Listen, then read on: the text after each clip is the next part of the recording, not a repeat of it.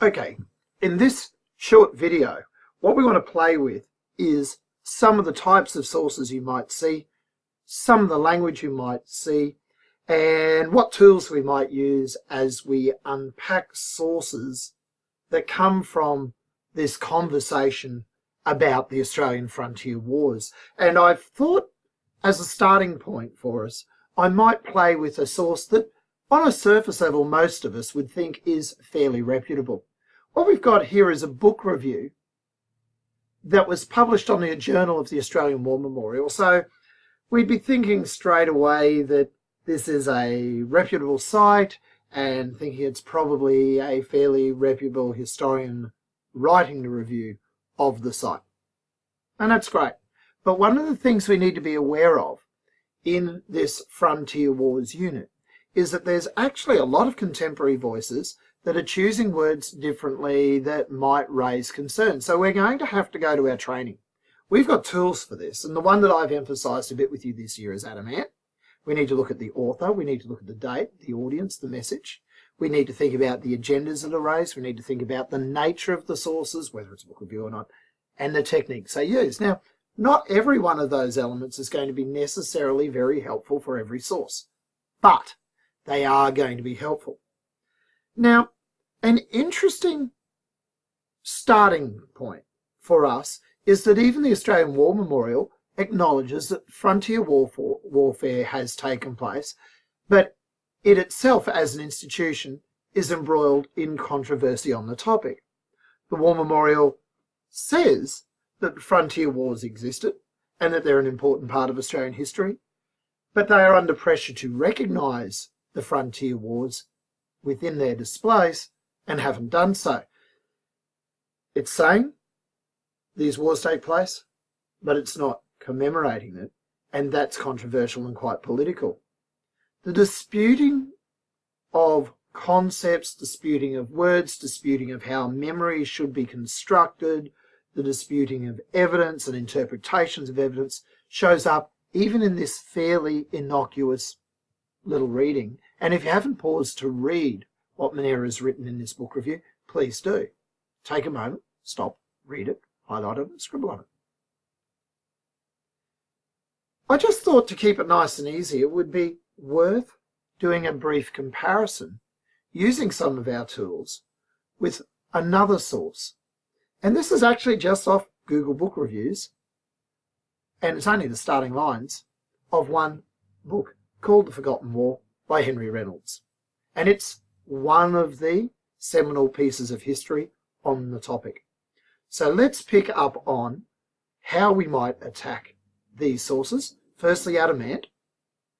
Some of you might have run across RAP, where we look at the reliability of sources and writers, how representative they are, how relevant their ideas are to what we're studying, how accurate, authentic, whether they're fake or not, and what perspectives come through in their writing.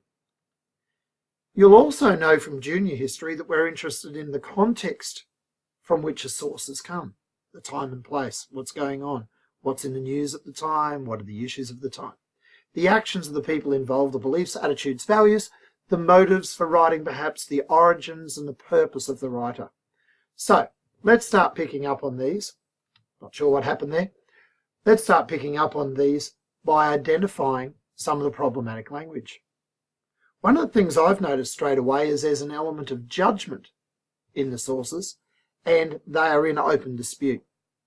Monera talks about the Australian continent during the phase of frontier settlement by Europeans, and he uses the word settlement, which for some people would substitute a word like invasion. He says they were potentially violent places, where Henry Reynolds' book describes it as the frontier as having a high level of violence. Hope you've noticed that the yellow writing of Monera is quite at contrast to the type of language and the emphasis coming through in this comment by Henry Reynolds.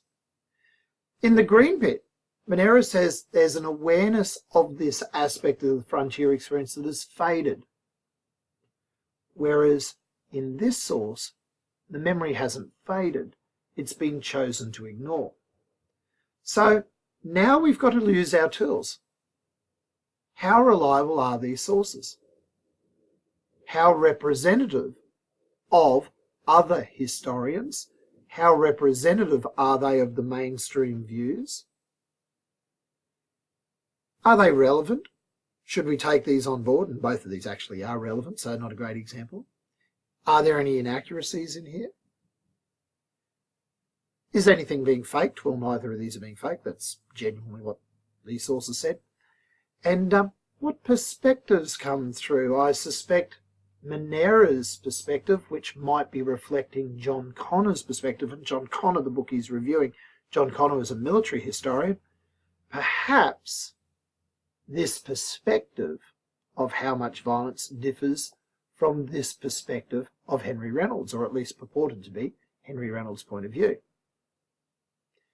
The accuracy and perspectives are the areas that are most obvious here, but representativeness comes up. Very quickly, we can find books, again another one by Henry Reynolds, of course, but two other books by two other historians, Timothy Bolton and Jonathan Richards, both Queenslanders, by the way, who are talking about this war being secretive, that there being conspiracies of silence. That's very different from saying that an awareness has faded, and is close perhaps to the idea that we ignore the study of this in Australian history. So, as we look at sources, we should go to our tools, Adamant. We should be aware of our wrap terms, talking about reliability and representativeness, working out whether a source is useful or not. How useful is it? What is it useful for? How might it be used by a historian? And then thinking about the context, the origins, the motives, the values, the attitudes that are underpinning the writer's work. That will help us to unlock information in a very critical way, which we really need in this particular task. Remember, not all of our tools are used all the time. As you can see by my crossing out here, relevance is not a major issue. Authenticity, there's no question of authenticity, whether this information is fake here. And every now and then in history we come across some sources that are actually not what they pretend to be. But we have tools that will help us to unlock information that we have to use critically.